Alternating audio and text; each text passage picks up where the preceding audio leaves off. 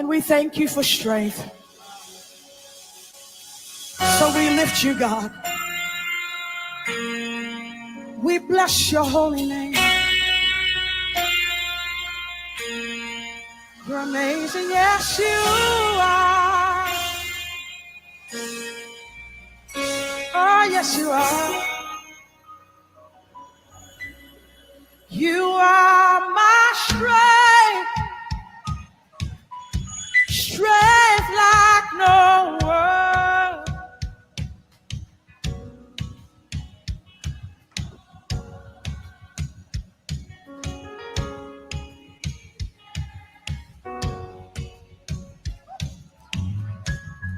You are.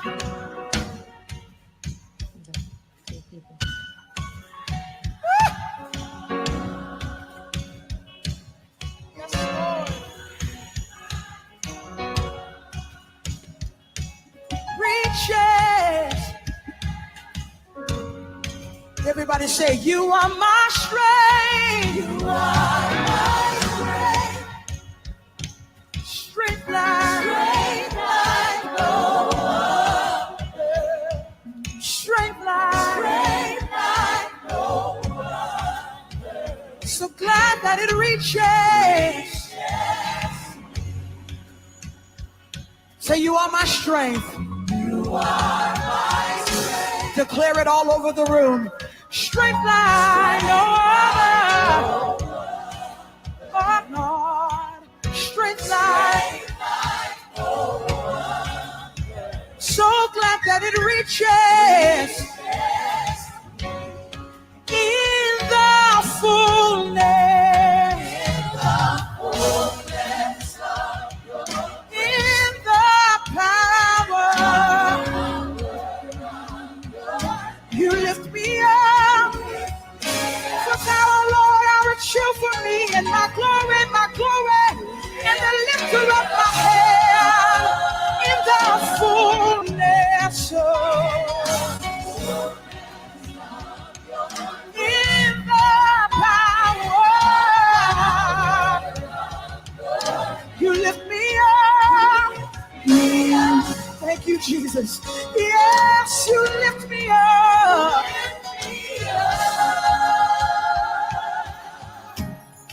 You are my hope. Hope like no other. Hope like no other. Hope like no other. Reaches.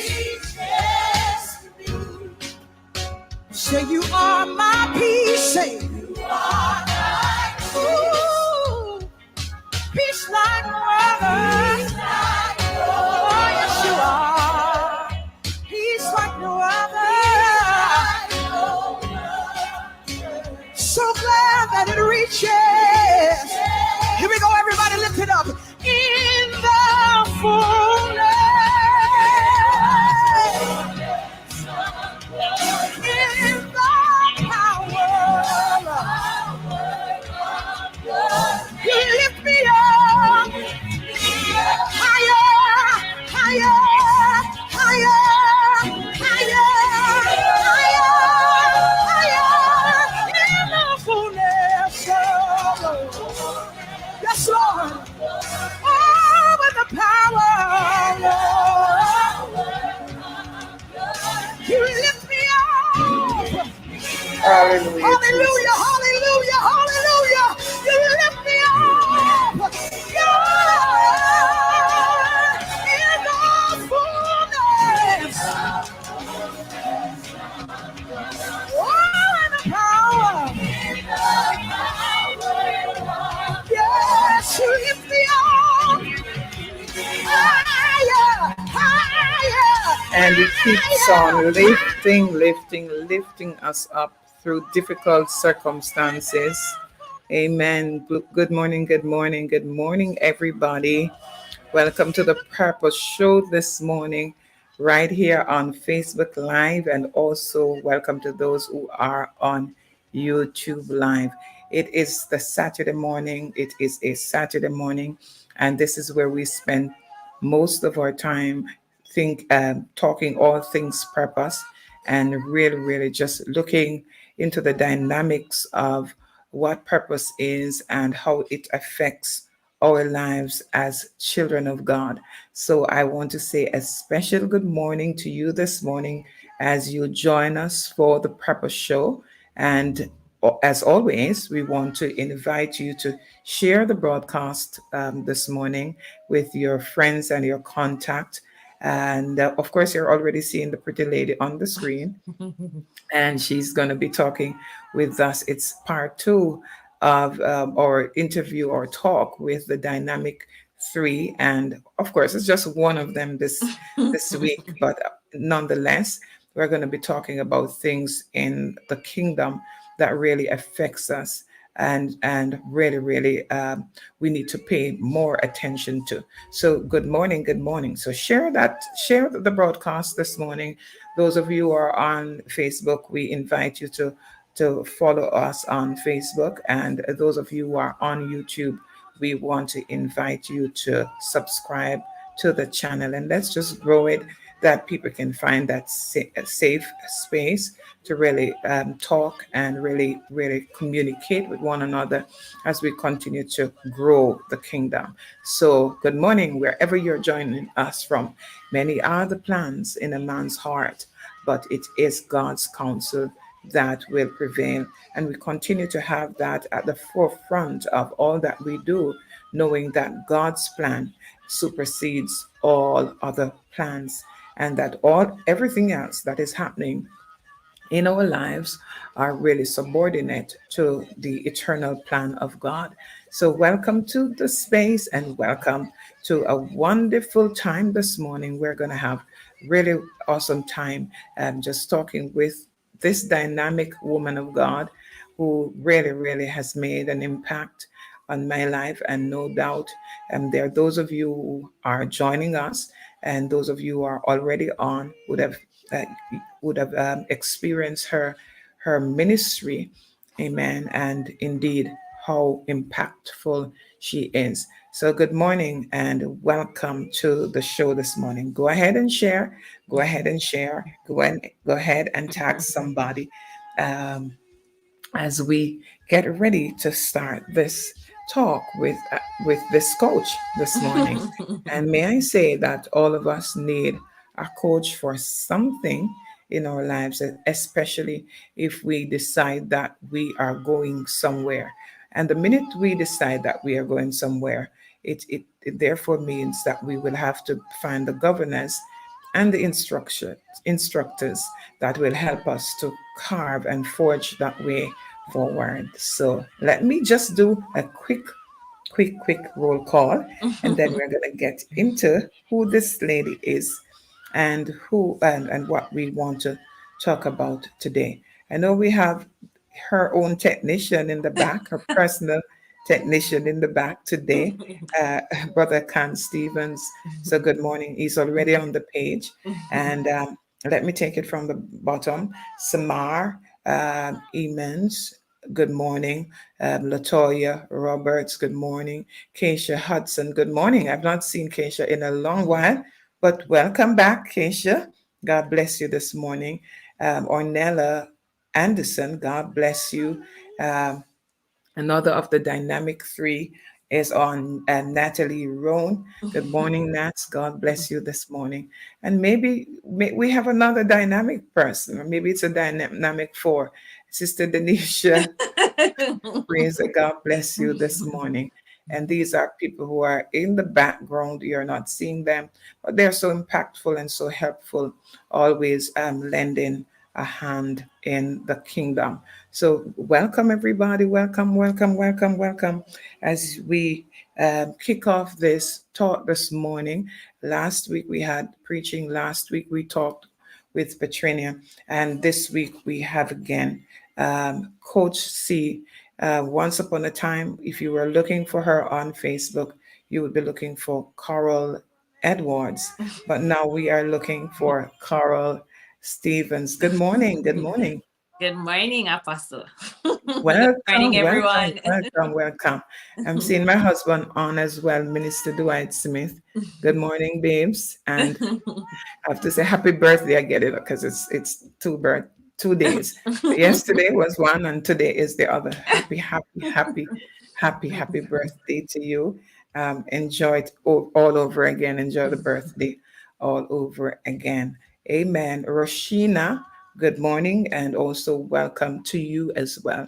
Please go ahead and share the broadcast this morning. Share it on your page, and also you can share it with your contact. Good morning to Sister Yvonne as well. I saw her earlier on. I know I saw her popping in earlier on. God bless you this morning. So, Coach C, Coral Edwards, Steve, or Coral Stevens rather, welcome to the broadcast. Again, welcome to the Purpose Show. And it's Thanks for always having a me. pleasure to have you on board. What have you been up to? I've been wifing lately. I've been wifing and mothering lately. Well, You yeah. start very early. Yes.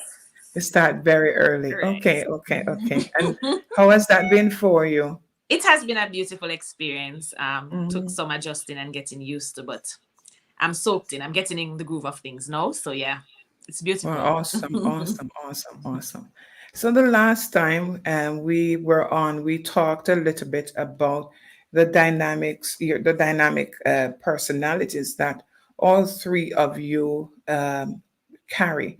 But one thing for sure, we can say that you are the boss.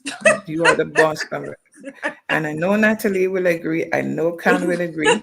That you are okay. All right. Let me take time there because we know that for sure that you're a strong leader. Let me put it more diplomatically. You're a very strong leader, and it comes forth. It is said that there are. Oh, Khan is saying agreed. He agrees. they're, they're doing you bad in the chat. Natalie is saying she's bossy.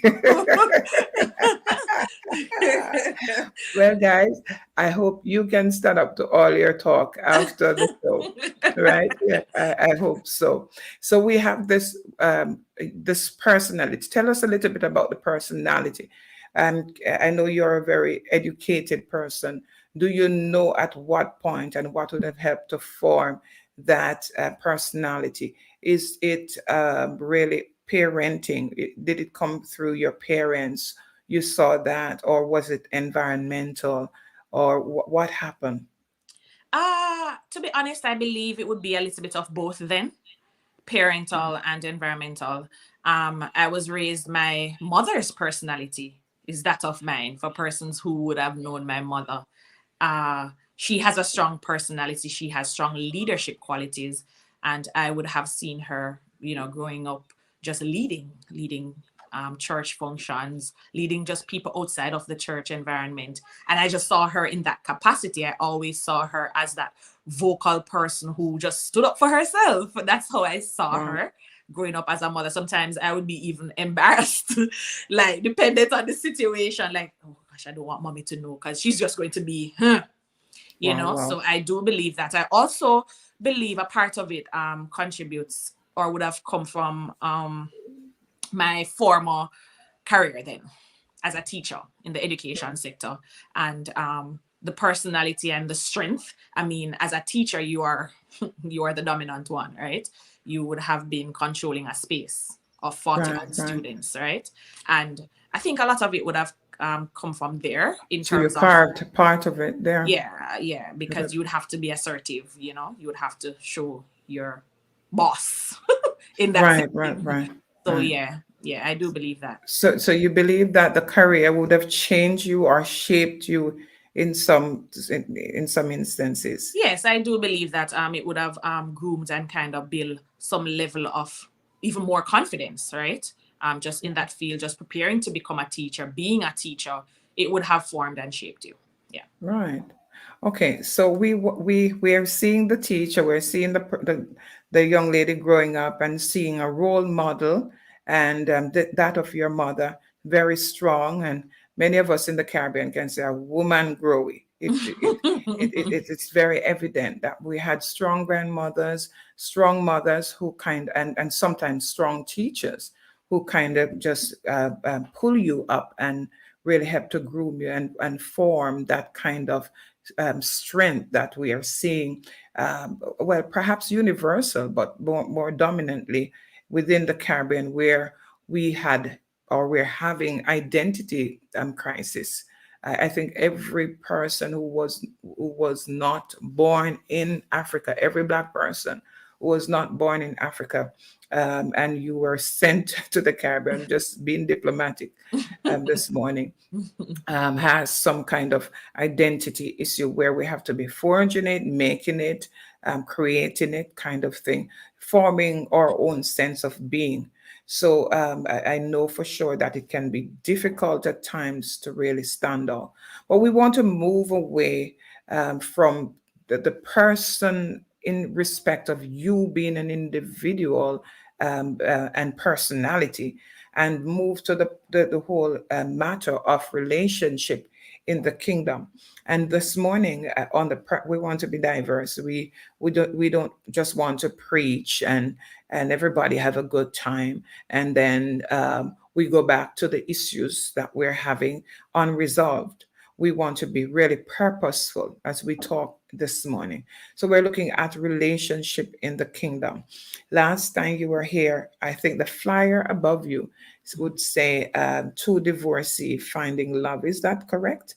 Correct. Finding love. So we know that this has been a process for you.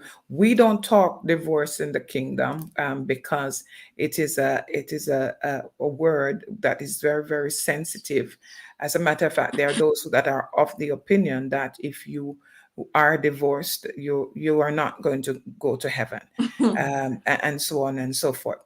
But let's just navigate our way today as it relates to ministry and singleness. We know you were single at one point.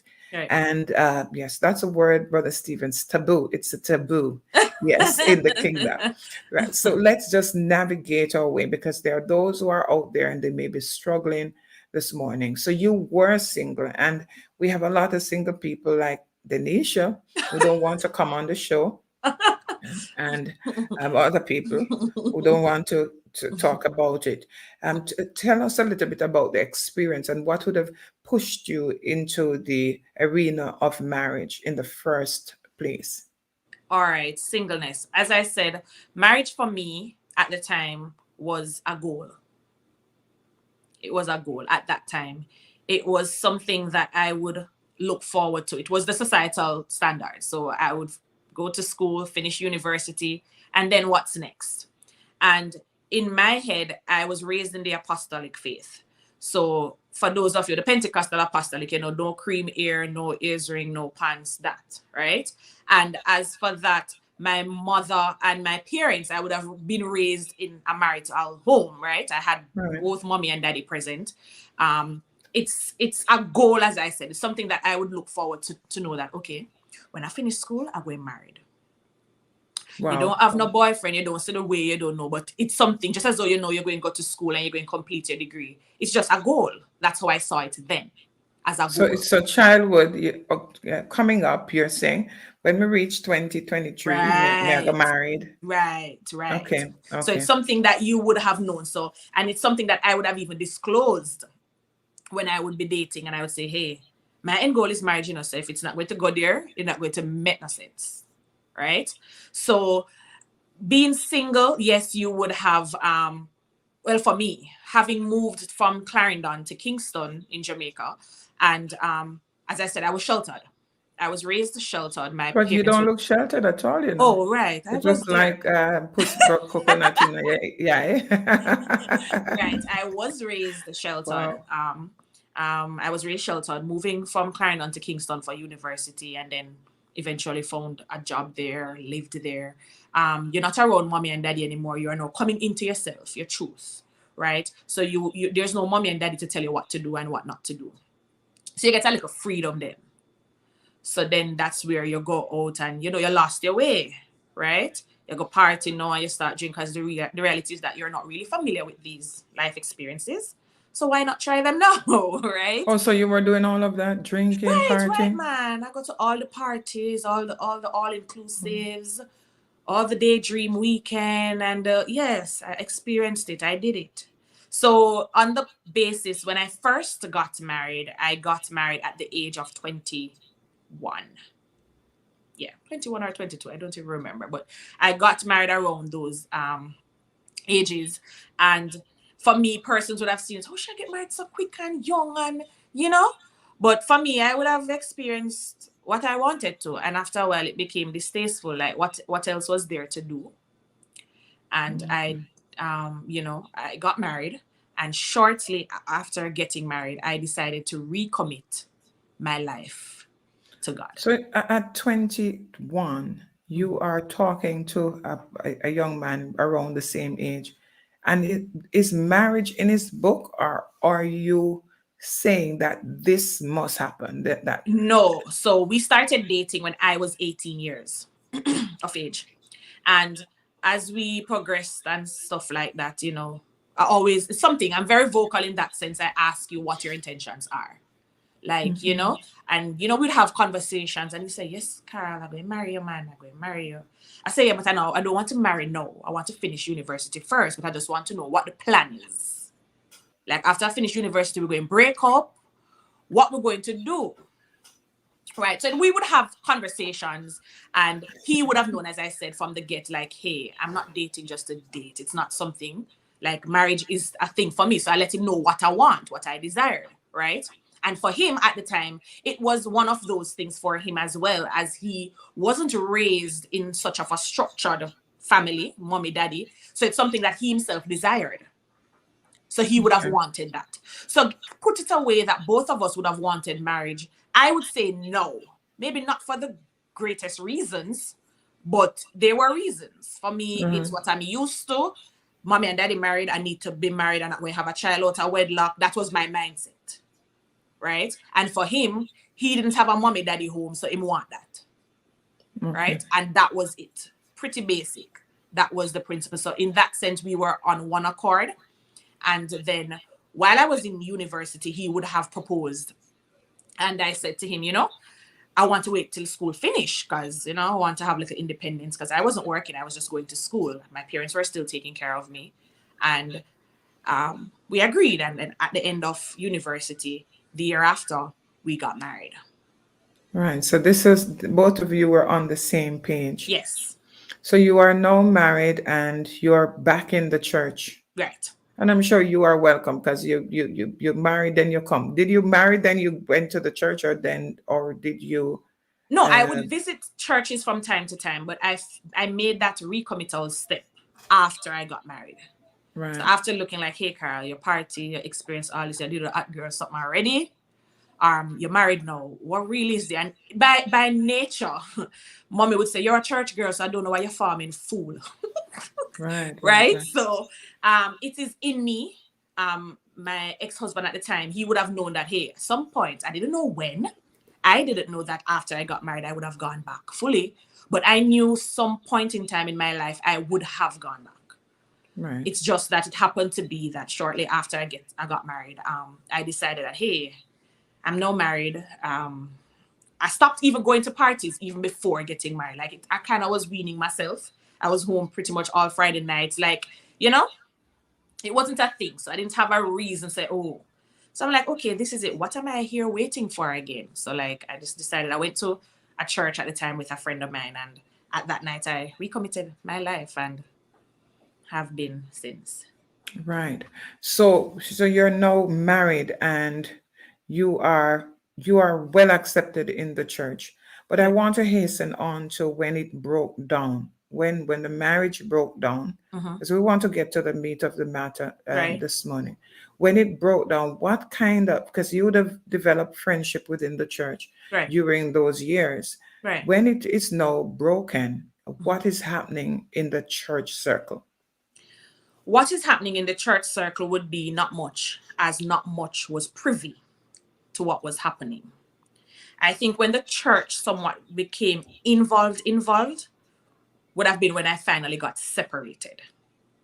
So during the process of the breakdown, the initial breakdown, and the troubles and the chaos that would have been happening, only selective persons would have been privy to that information. I would say the church somewhat, where, or more people rather, would have gotten information and eyes on after I left my marital home, after we got separated. So Okay. now we're not living in the same space. I moved out. So that's when church or more persons knew what was happening. So what's the feedback? What are you losing friends? And is the leadership supportive? We want to know your side, because there are those who may have a total different experience from yours. What is happening in the with the leadership of the ministry you were a part of or are a part of? Mhm. What's happening with your friends? What's happening with the social aspect of your life? For the social aspect of my life, I must say I had support. I had Wow. support. And as I said before, it would have been those persons who would have been privy to To what information. was happening. Right. So it's not a time bomb like, whoa, really? They would have been along the journey. So at this breakdown point of separation, it's like, oh my gosh, we're here now. How do you feel? What do you need? Are you going back? Where's your headspace? It was more of a supportive system type of thing. As for the leadership of the ministry, it would have been the same thing. I had support. It was Mm. never a condemning situation. It was never, no, you have to go back, you cannot leave because the Bible said. It was never that. I did not experience any of that. It was, as I said, one word, it was a supportive season for me. Wow. And that's a blessing, because Yes. many do not have that kind of experience where it comes on to the social, the spiritual aspect, spiritual arena. Right. I know that there are those who will uh, pull the scriptures as to why you should stay within an abusive marriage, or you should stay in a marriage that is not working. Right. So for you, I'm just so happy that we have a story Yeah. that is a story of support and really just blending themselves to the process. So the your church community, Mhm. how do they feel about divorce? I And, believe and and let me add the remarriage to it, because I'm going to say from a personal experience and my thoughts, my opinion, right? My church community, I attend a non-denominational church, right? So that means we're not apostolic, we're not associate, we're just church, and we're practicing the Bible practices, right? My church, I would say they're cognizant of what Bible says about divorce, but they're also cognizant that other things happen that may lead to divorce. Though biblically, I think, correct me if I'm wrong, Apostle, it would have said, you don't divorce unless it's unfaithfulness, adultery, right?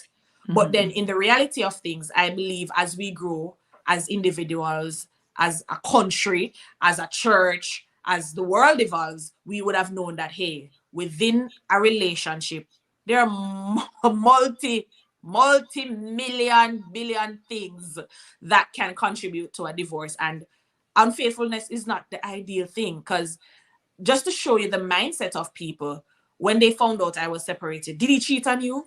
Did you cheat on him? That's the first thing. right, Just to show right. you the mindset of people and how they think.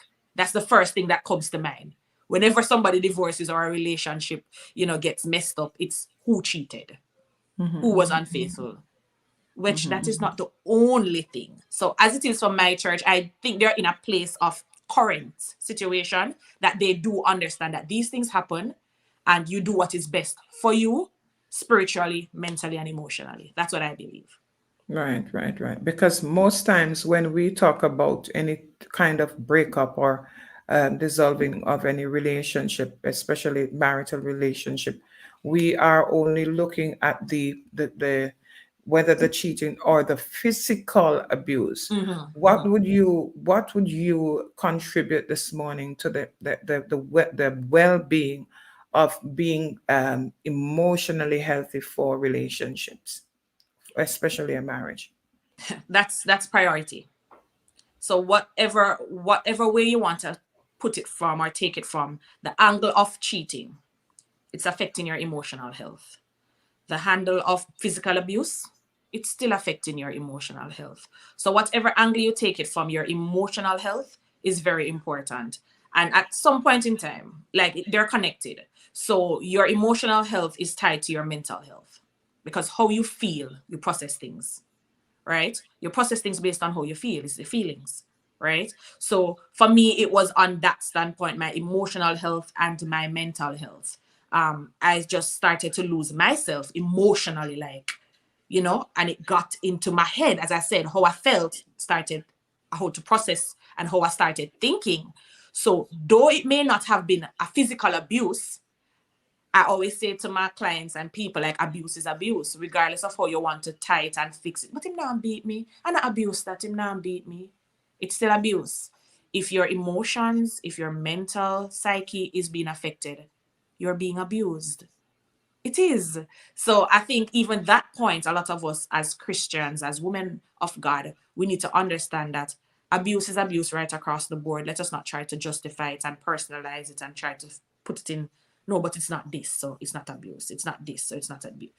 Abuse is abuse, and your emotional health, if it's being affected, if it is being distorted, you're being abused. And in my case, my emotional health and my mental health were affected. I was Talk to us about the manifestation of that. What's happening?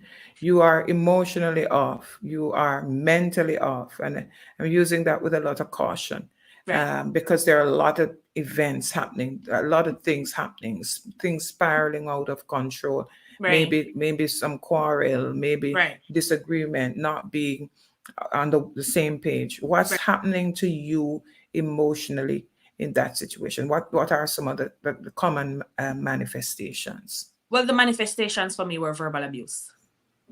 I would have been called names. I would have been, well, verbal abuse. I don't know what else to say. Yes, but Derogatory. what's happening to you now? Now Yeah, that's you what I'm are the saying. So victim. I was verbally abused. So for me now, I became numb. In terms of emotionally, I was just like, let us say I was a robot. And you have a remote just controlling the robot. That was me as my emotions got affected. So for example, when there was a quarrel, in essence, I would shut down. This was, let me be clear, this was after coming into the fullness and starting to practice my Christian life. So now I had a little bit of wisdom coming in, the Holy Spirit kind of teaching me and showing me how to deal with things, along with external spiritual support and stuff. But before understanding what was happening in my marriage, I would be attacking and I would be defending myself and I would be cussing and I would be, you understand what I'm saying? I'm defending myself. So while you're verbally abusing me, I'm verbally abusing you too. Because I am not going to just You're not going to stand up for that. Right. I'm not just going to sit and just allow you to do me up. I'm not going to do it. It's not nature.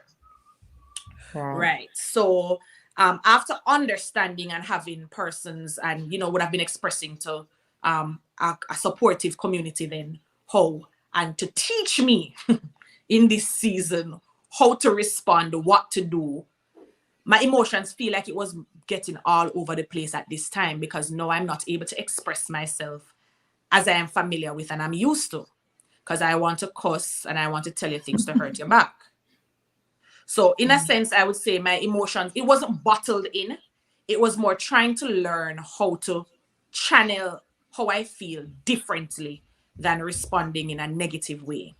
So that affected me, for me at that time, because I felt like this don't make any sense. I need to express myself, and how to express myself is to shout, is to quarrel, is to make a whole bunch of noise.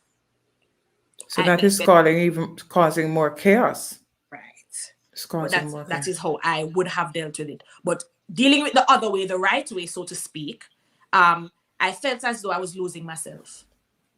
I felt as though I was not being Carol. I felt as though he was winning. And then that would contribute to me crying. A lot of nights just crying, just feeling depressed, just crying myself to sleep because I feel like I am just here, cuddled up in a ball, and I can't do anything. That's how I felt emotionally. So I felt like I was defeated. I wasn't winning. And it just hurt me. Like, it hurt me to the core that I cannot respond and do as well, let us say, church, as the flesh would want to do. But I'm trying to be obedient. I'm trying to be submissive. I'm trying to understand what is happening in my marriage, trying to not look at my husband, but the spirit in operation at the time. And it was a learning process for me. So while I'm learning, it wasn't the easiest class. It was a hard class, and my emotions and everything just got distorted. I was all over the place. I just wanted not to be home. Right. So what was the breaking point? What was the breaking point for you? Breaking point in terms of leaving, or breaking point? Yes. Okay, so breaking point term was the idea or the potential to become physical. The potential. When I saw that there was a potential situation, and this would have been the day when I left. I felt as though I was such a scary. I just have the picture in my head again, and I felt as though I didn't have control. So it wasn't the season. I don't know if any of you remember when Jamaica was high. Domestic violence was high on the rise. Like, just you have soldiers killing them people, who killing. Like, it was just a whole bunch of killing with domestic violence, and a whole bunch of crazies happening. On that note, I knew that. When I felt as though I was held against my will, and I say held against my will, I mean, you're in a position, you're held down with a hand and saying, don't move, don't move. And you really cannot move because this is a bigger person than you. And I'm not one of those women that lick and push, and because I cannot manage it. So I'm conscious that I will not do anything to get hit, so to speak then.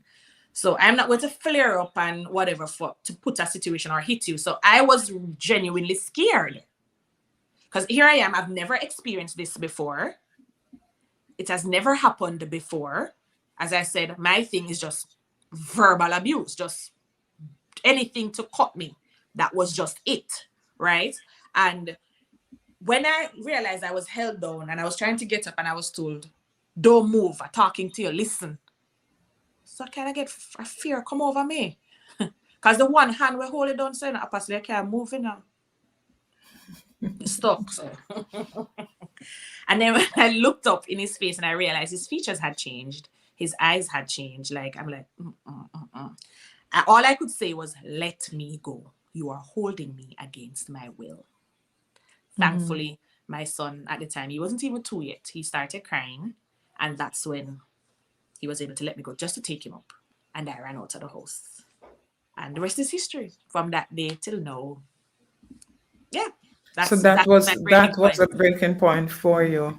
Because prior to that, just so you know, I would have left twice. Oh, so this was your third time leaving? Yeah. Final and don't go back. So 2 times before, I would have left, returned, on the premise of I did not leave with my son. Because I was told I could not leave with my son. And as I said, out of wisdom, I'm not going to fight with a man and have my son and all of that to toss and whatever. So I left, cool out for a while, come back. So by this now, the pattern has been set in terms of, okay, she's just going to leave and come back. But the third time now, I actually left with my son because I was asked, where are you going without your son? It's the best thing that for me, Apostle.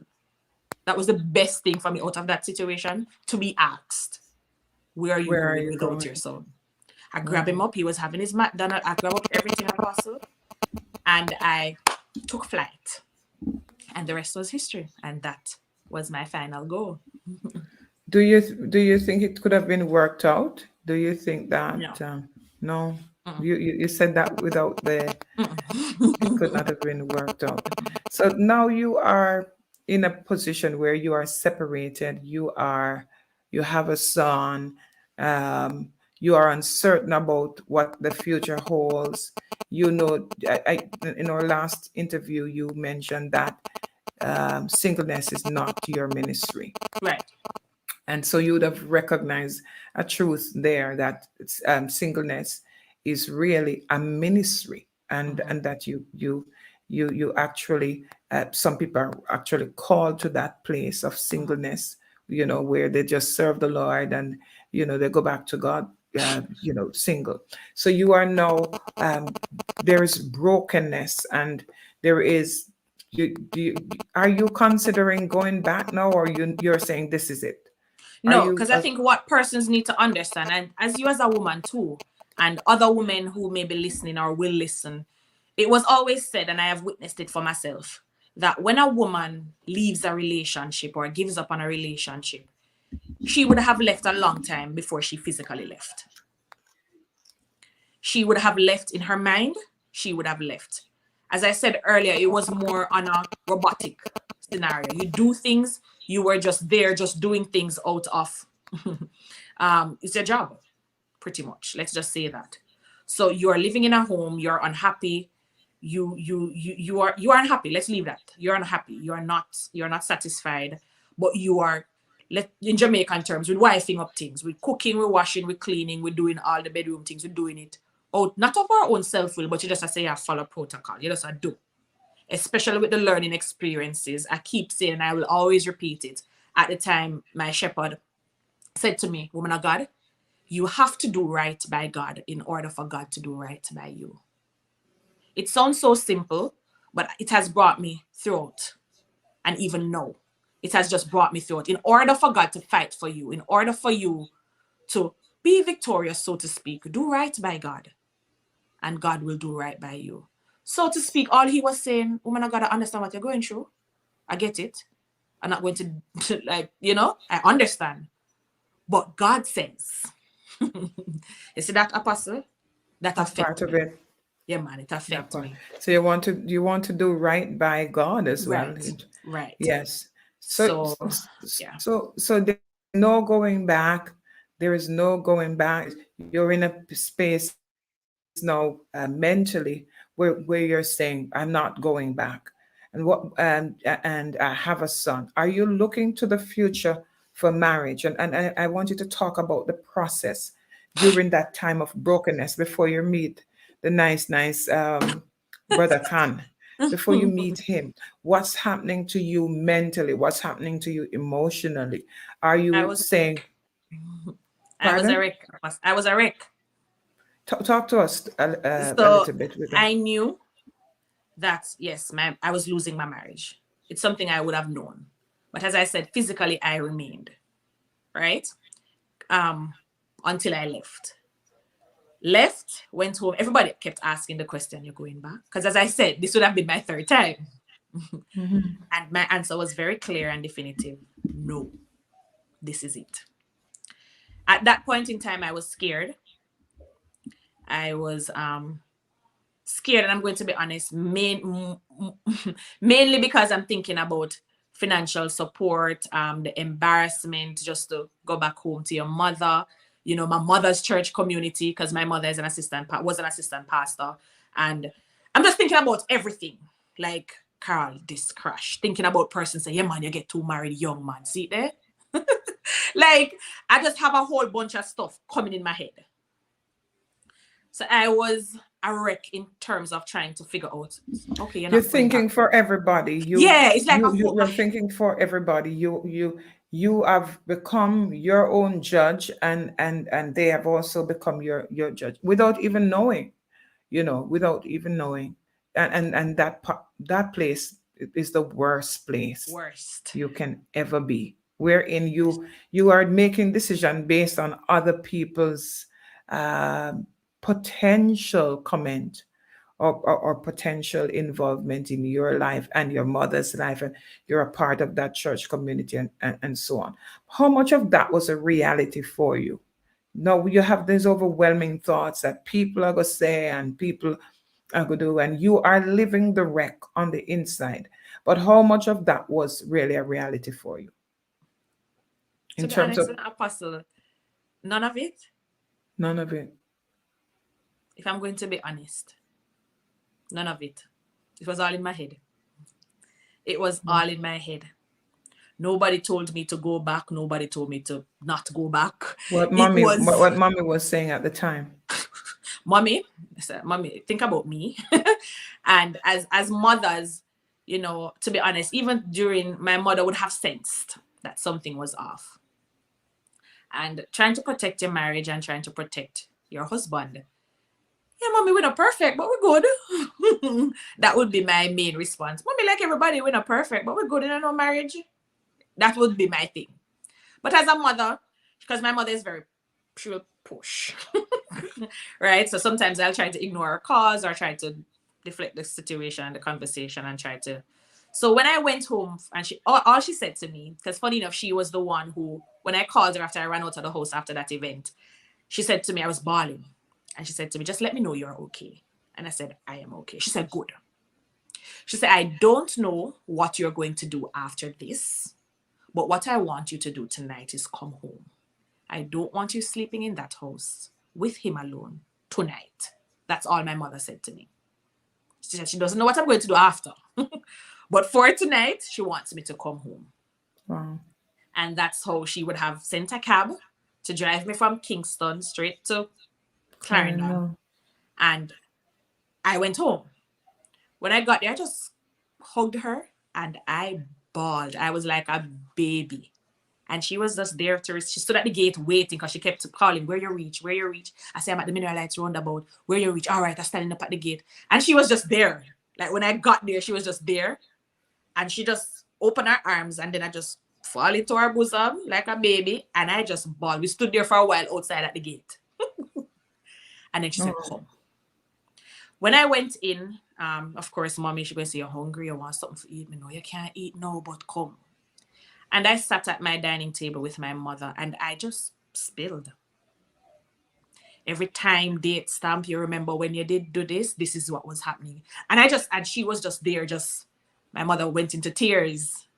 And she was like, I can't believe I have my daughter. I go through all of this and I don't know. And she said she always sends it because she has two girls. There's two of us. And she always says, not Candy's you. Is you. Candy's here is not Candy's you. Something is up with you. And when I opened up to my mother that January 13, 2017 night, I will never forget, Friday the 13th. I felt so light because now I had somebody to share with, because persons would know bits and pieces, but nobody knew everything. Everything. My mother now knows everything. And all she said after that, I raised no fool. She said that. She said, I didn't raise no fool. Uno grow up in the church. Uno know no way. Go back to the Bible. Go find one scripture, something. And decide. And she said, when you're deciding, remember you have a child. That's all she said to me. Wow. So you had the kind of guidance. Yeah. You had the guidance that would have helped you to navigate your way out of that, because that's a hard part. That is the hard part of the entire breakup, the thoughts you're struggling with. But I want those who are on to listen carefully. She could go through this because she was able to empty herself to someone who she knew it was safe to do so with. Yeah. And I think that's really, really powerful, because now you are saying, but me not have to bear this alone, or I don't have to carry this alone. And there is no condemnation here. Right. There is no judgment in that place. Wow, just really awesome that you're able to open up your life so that other people who are on, because let me tell you, a couple of years ago, about 80 years ago, what we were seeing is 50% of divorce, 50% of those who are within the church or the kingdom divorcing. So we know that the church system has not really managed relationships very well. Okay. It might not be the case for you because you had some degree of support. Right. Your leadership at the time would have been supporting you, pointing you in the right direction. But the reality is that there are those out there that do not have this support system at all. And people are struggling, people are having issues in their marriage, people are not even able to sometimes identify how to work things through. Would you speak to the kind of structure that is within the ministry you're a part of, in terms of the help that you receive? Was it a counseling service? Was it a one-on-one pastor member relationship that really provided that support for you in order for you to come out the strong person, come out the confident person? I know this has to do with personality as well, but also our social groups also help in these times of what group we're a part of, how they are responding and what they are saying. What kind of structure was there? Speak to that for us. As it relates to structure, I would say it would be a pastor one-on-one. It would be my prophet at the time, would have been my guide, to be honest. He would have been the one as the middleman trying to even get us to counseling and stuff. And my ex-husband would have never shown up. So we have counseling sessions and he wouldn't show up. So I do the counseling. Right? It would have been a situation like that. It would have been a situation where I just said prophet and that's it. Like I didn't say anything. I didn't express anything. I just said prophet and that was it. Sometimes he would call and just pray. Sometimes he would call and just be there, just still. Allow me to bawl. Sometimes he will counsel with love, tough love. Some with just regular, just from a father's perspective, from a man of God, pastoral perspective. So I had all options within. So I would say in the structure for my church, it would have been my prophet because it wasn't a community thing. It wasn't a counseling thing. A lot of persons, as I said, would not have known. How persons would have come to know was when I would have been separated and I would have been absent from church for a period of time. And because I was in Clarendon, I didn't come to nightly services and stuff like that, which persons know that, oh, Carol is always at church. So, after a while, it started to kind of show up, not by me just sharing, but by just observation and what was happening and stuff like that. So really tough times you went through with that. But you're glowing. You're just, it's not the kind of glow that people talk about. Oh, you get married and you're glowing. That's not what I'm talking about. I'm talking about a sense of self, a sense of being able to find back Coral. Just take us on the journey of finding back Coral. That was a rough one. As I said, I would have been dating my ex-husband from I was 18. So I didn't know to do anything by myself. Everything that I did, it would be both of us. From parties to traveling to whatever it is. We live together, we go to, like, it was just us. And when after that, that was the biggest thing. Like Friday you come home, and now we have an arrangement where even when it comes to seeing my son and him visit, so sometimes my son would be here with me another time. And then the weekend when he's not with me, it's like, what do I like? What do I do? What I normally do? Like I trying to remember before him, what would I do? And I tried to like go back over pictures, just trying to figure out me. Like who was I before him? And that took some time. And then I started. So you really never knew you when you got married. Like, would you safely say you got married too young? Too young? No, I will not say that still. I will still not say I got married too young. Because I was well aware. I knew what was happening, and I was mature enough to get married. But you found him when you were also finding Coral. You found him because you told me you grew up sheltered. You're in this Christian home. There's no partying in that Christian home. Maybe you can't hardly go next door, perhaps. I'm just kind of adding to it, and mother strict and, she growing you with the Bible and then beating you with the Bible. Everything will come out there at the Bible. Then tell you how stranger a deep ditch. Then tell you, so you are going to spoil, that kind of thing. And you have now moved to university, you are now discovering Carol. Yes. Carol like this, Carol like this a kind of Right. music. Carol want to dress up. Carol want her hair to turn red. That kind of thing. Because you're coming out of a culture where your lip can't red. No, there is Right. no red on you. And now you're doing all of that. So you found this wonderful, handsome guy whilst you are trying to find Carl, would you That's say? true. That's true. Yes, you can put it that way. That is so true. And as a result, you, as I said, and finding Carol now is not Carol alone. You're finding Carol while dating.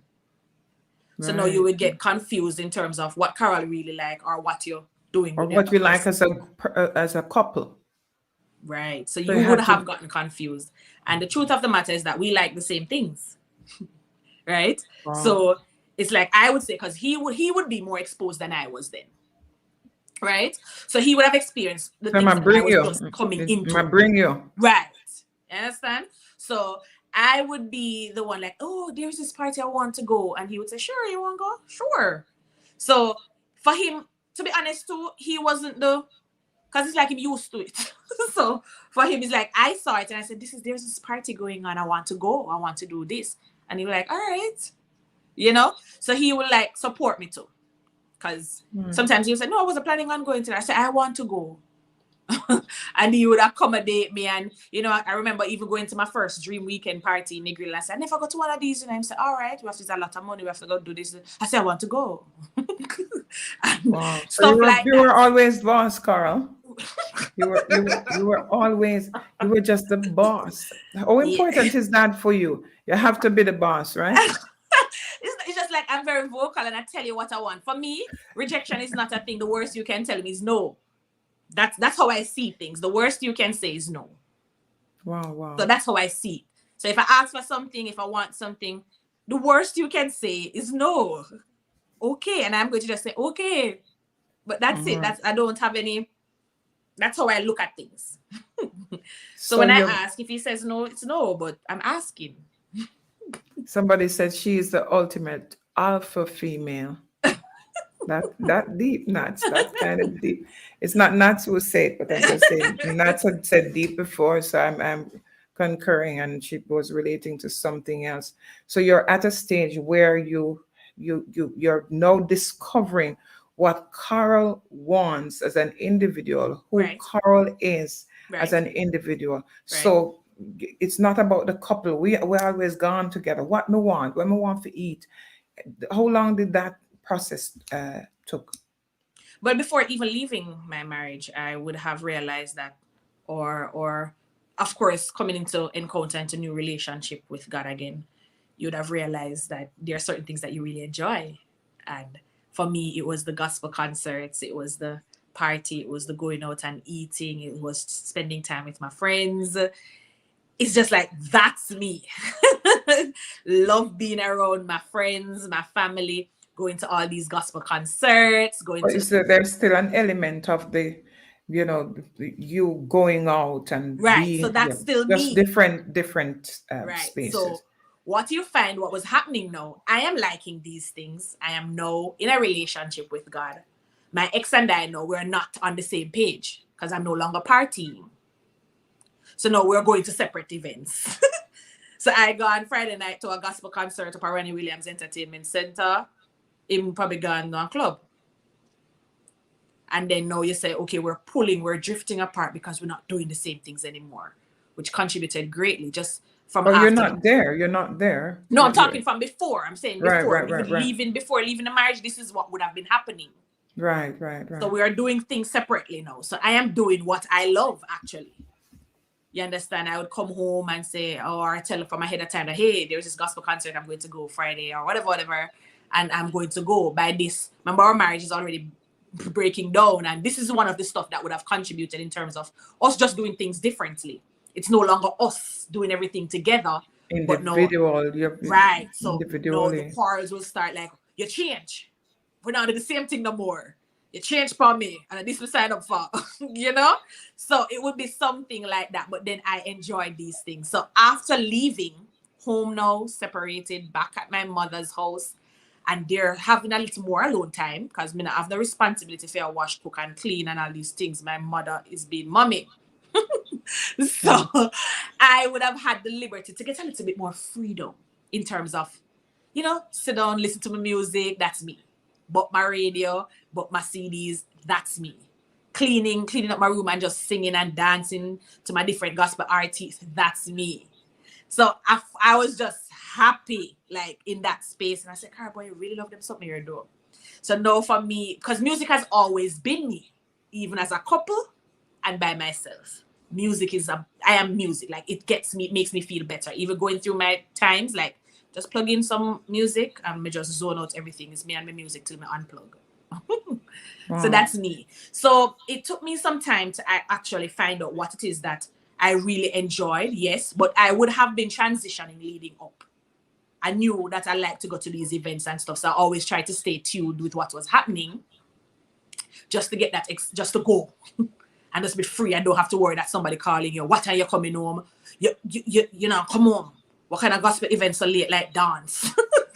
So it's just the freedom that I had to do all of that. It was just liberating and just, yeah.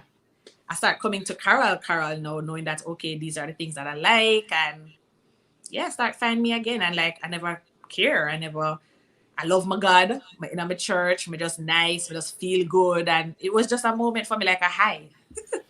Do you think that you struggle with submission? No, I don't. Yes, in the past. I did. In the past, yes. Okay. And would it be one of the factors that you would say broke down the marriage? I would say that, if I'm being honest. It would have contributed to Yes, that. it would have as well. contributed to it, if I'm being honest, just looking back. Because as I said, I am not. It has to make sense to me, Apostle. So, like, it's not that I don't listen or I don't agree and those little submission thing. Because submission just sounds strong. Because it just, at the time, it's true, Apostle. And as I said, I would have been in a class, a hard class, that I believe, I think I passed. I get a merit. I don't think I score big, but I think I got a merit. And it would have been one of those things, like, if you're going to say to me, don't do something, or you're going to give my opinion, it had to make sense to me. I didn't see, okay, just see it through. Let's listen, let's walk it through. For me, it don't make any sense. So I'm not going to do it, and I'm not going to listen to you. And you're my husband and not my father. And my father never beat me, and my father never talked to me. So that was my response. You understand? So who are you? That was my response. If I'm being honest and transparent, that's how I would have spoken to my ex, you know. You can't tell me for do. You're my husband. You're not my father. Like, catch up yourself. Like, you know, that was me. And after coming into knowledge and understanding, you realize I'm never right. You understand? And so yes, I will agree, and I will say yes, submission would have been a challenge and would have contributed. Because then you'd have find me unruly and me can't talk and she don't listen. So that would be his side. Right, because I'm sure he has his own side. So you're finding Carl, you found Carl. You would have said, you would agree that you have found Carl. Yes. But I'm still finding Carl in a group, or being our best in a group. Not necessarily, because as I said, that was a little bit challenging for me too. Because now I'm back home in Clarendon, so I can't just go out in the night and see my friends and go home. I'm further away. Right, so, but I'm saying in respect of how you function, you function better together, I would say. Yes, I would say so. Yeah. I would say so. By myself, it will just, to be honest, Apostle, I spent a lot of the time I spent by myself was during my separation. I can't recall times by myself to think about it. Would be when I moved back home with mommy, and I'll be home on a full Saturday by myself, just listening to music and reading Bible and watching TV. Those are the only things I can remember by myself. Outside of that, I'm always with my friends. So the dynamics is the dynamics is really the fusion. The other people, you are extrinsically motivated. Or you just actually have no, Apostle. You just have your me intrinsically motivated, extrinsically motivated. It is what it is. Like, I am my own party. It is what it is. I don't need anybody to let me do things or move me or let me have a good time. Pretty much, let's say that. We're gonna come back to this now, and we're gonna come back to this another time. But I want you to just wrap up in telling us in finding coral and being postured for a new with a new outlook for Mhm. a relationship. What are some of the changes you had to make as an individual? Being that you said this most recent, being submissive, especially entering into my new marriage, it would have something that we would have discussed in my counseling prior to being married, my second marriage, that is, my no marriage. It's something that I know. And the thing is, you have to come into acceptance, because some of us, we believe that we are perfect. And as you said, if you speak to my ex-husband, he will give you a different side of the story. But you have to identify your weaknesses and your strengths. And my weakness is my mouth.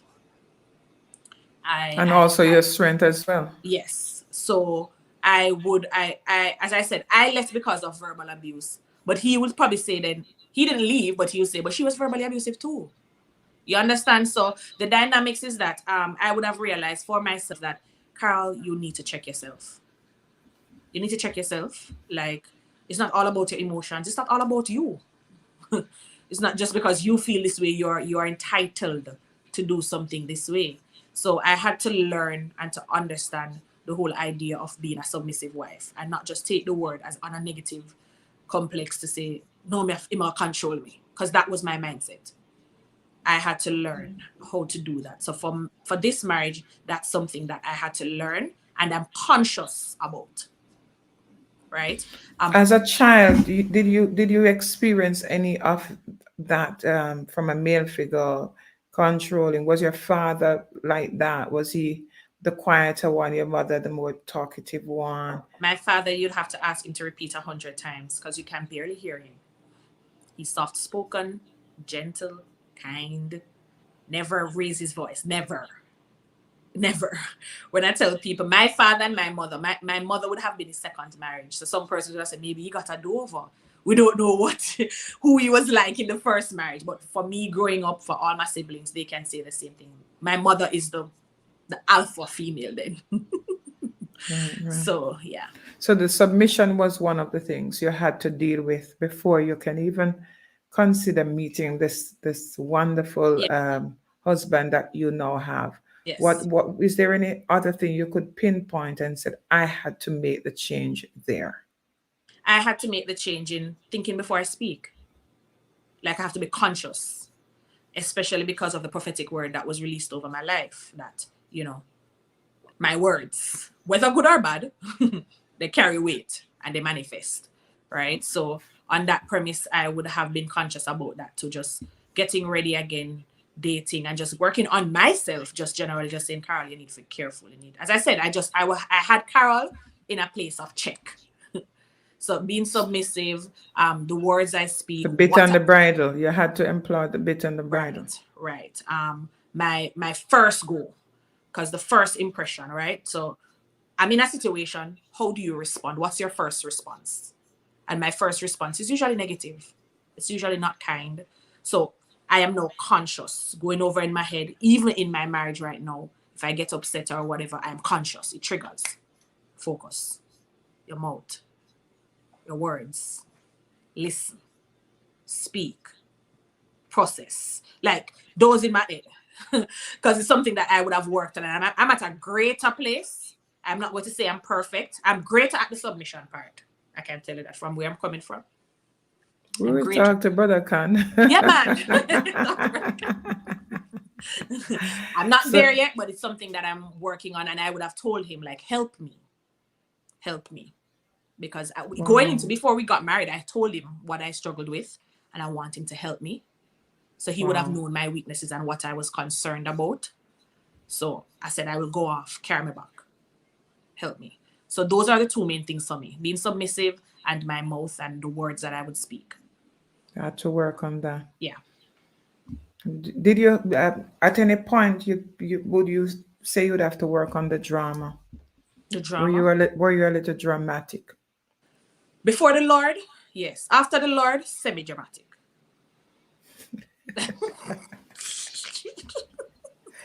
I know today that you are helping a lot of people who, because sometimes we have the blame game. He Yeah, was the one.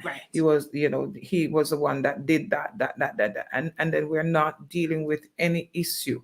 Yeah, And this is why we want to pinpoint that, were there anything that you yes, had to just step back and just look at yourself and say, how did I treat that? How did I respond? How did I deal with that thing when it happened? yeah, So you are ready again for marriage, and you're right. ready again for the person. Because like I said, what just from talking to you and seeing the dynamics is that you function so excellently when you're able to merge powers together, when you're able to merge energy together.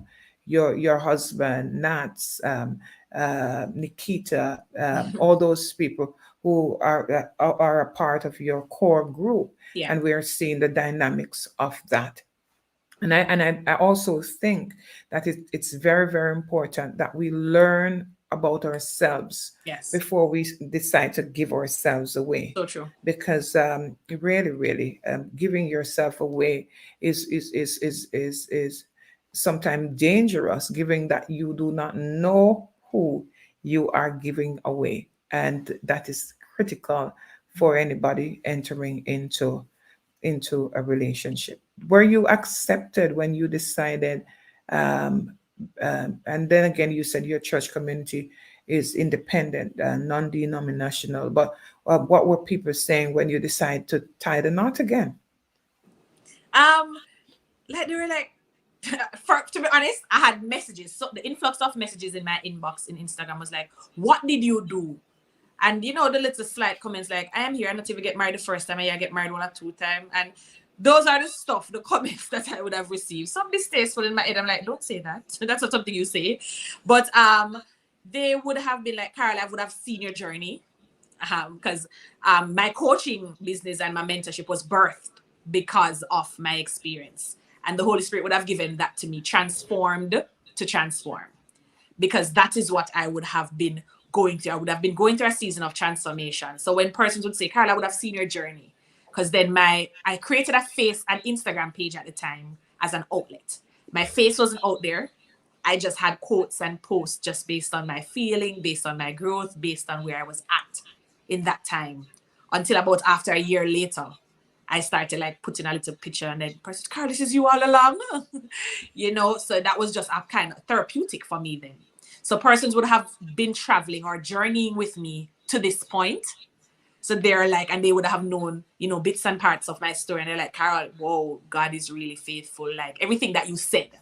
So like I'm a living testimony. I'm a manifestation of everything that I said. I'm a manifestation that God can turn it around. God can do it again. I'm a manifestation that my words have weight because I did not speak singleness over me. The person was like, "Carol, you're not, but you're married already. Be careful, find nobody. Oh, you're gonna marry. I said, "No, I will get married again. I'm not called to singleness." I always said, anybody will know me. I said, "I'm not called to singleness, so I don't know how it will work, but I do married." So it's something. So these manifestations and everything, it would be more of an encouragement and motivation for others who would have been traveling along with me on the journey. And just saying, "Carol, like I can see God in this. I can see your journey, and knowing that you're here again, it is God, and just see the transformation and the change." I know it was an empowering feeling for many, and it's still empowering others and motivating others that don't give up. Like if you got through all of that, why you gonna give up? You have to put back yourself out there. If I stayed in despair and "Lord, me not trust nobody again," and I would not have been in a place where I am now. So healing is important, and thank Healing God is I was able to do important. that. Good note for us to pause on.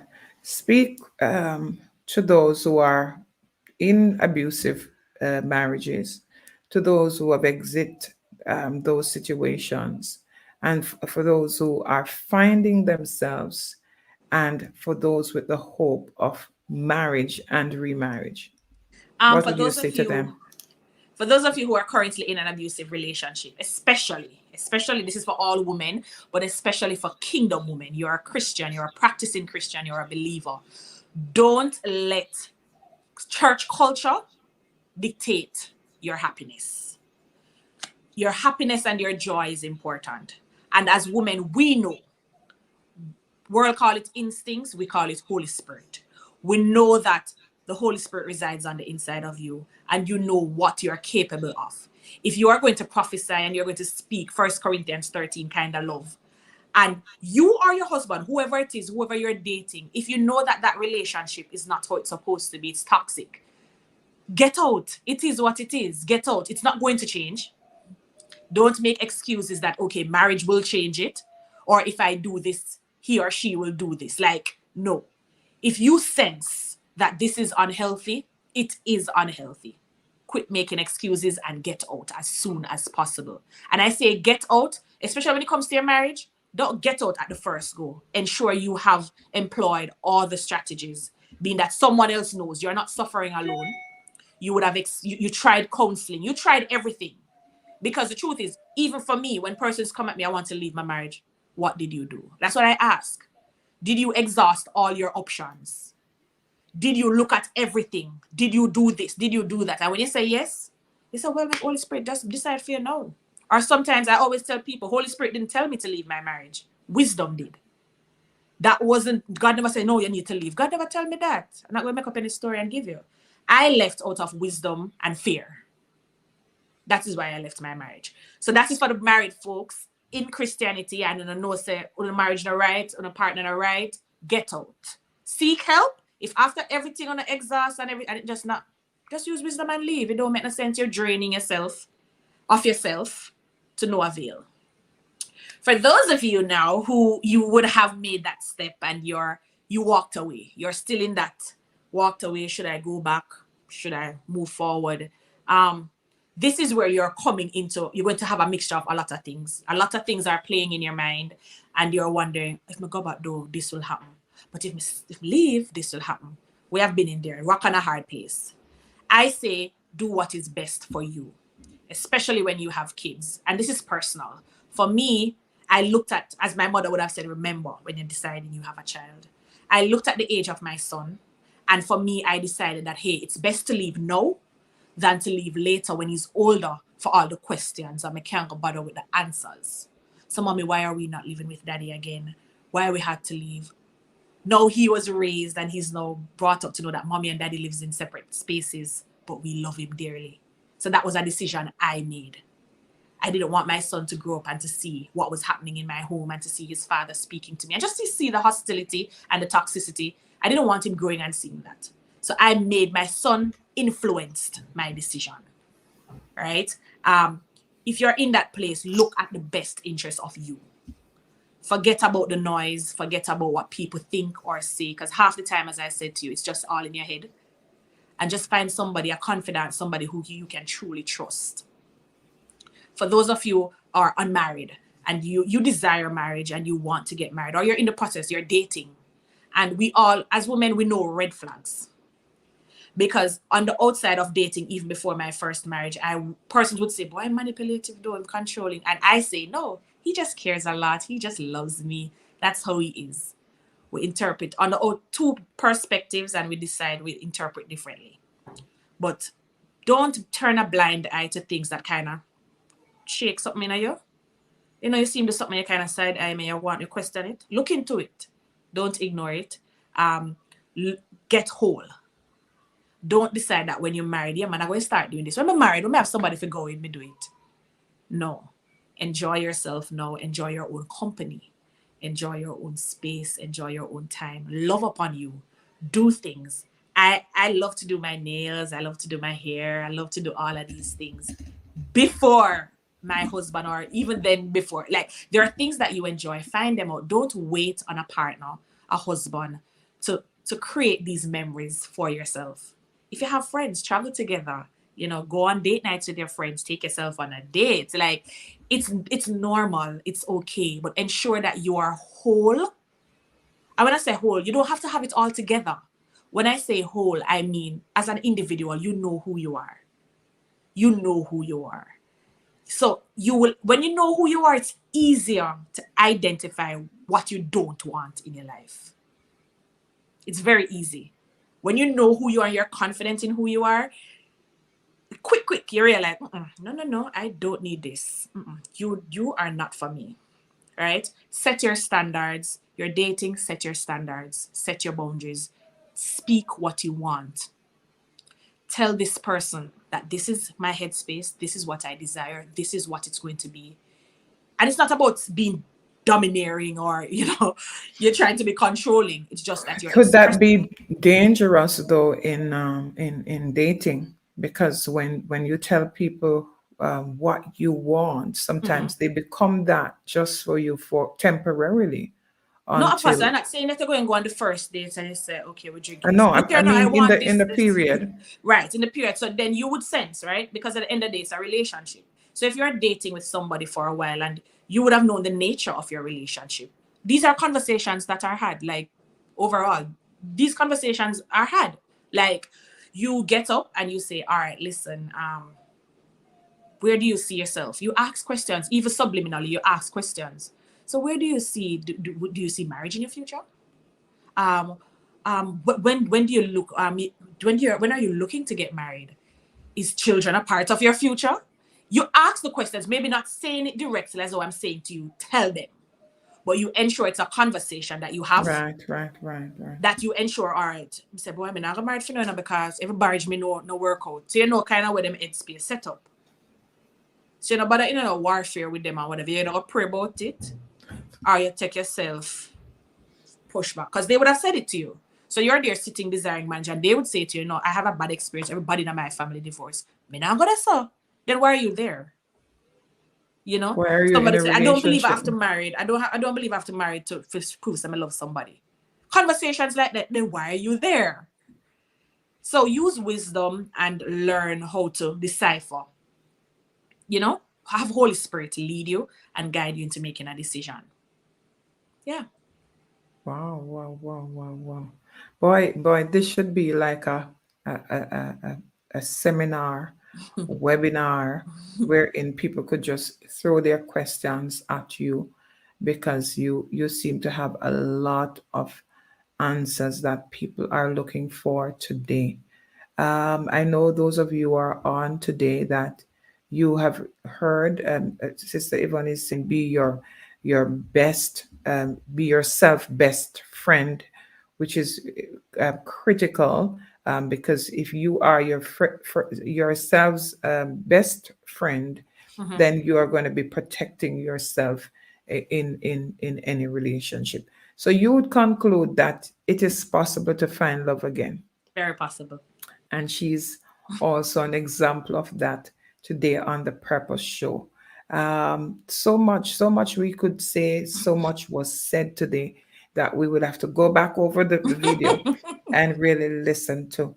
But Coach C, I want to thank you so much for joining us here on the Purpose Show. We want to help people, especially in the areas wherein it's covered up, not talked about, not mentioned. It is what can call a taboo because people don't really want to talk about it, and also people are too hurt to even venture down that path again.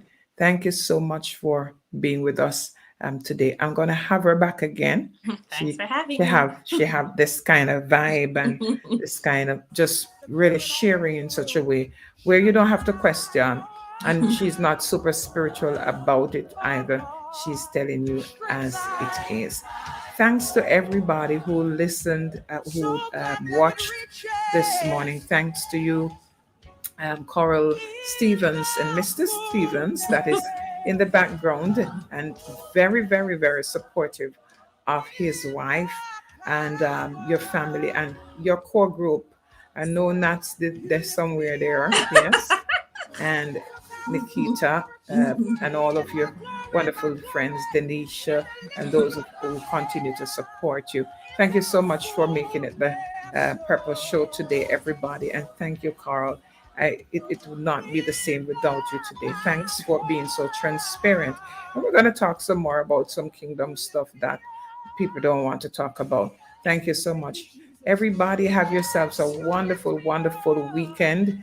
And we will see you next week right here on the Purpose Show. Remember, many are the plans in a man's heart, but it is the Lord's counsel that will prevail.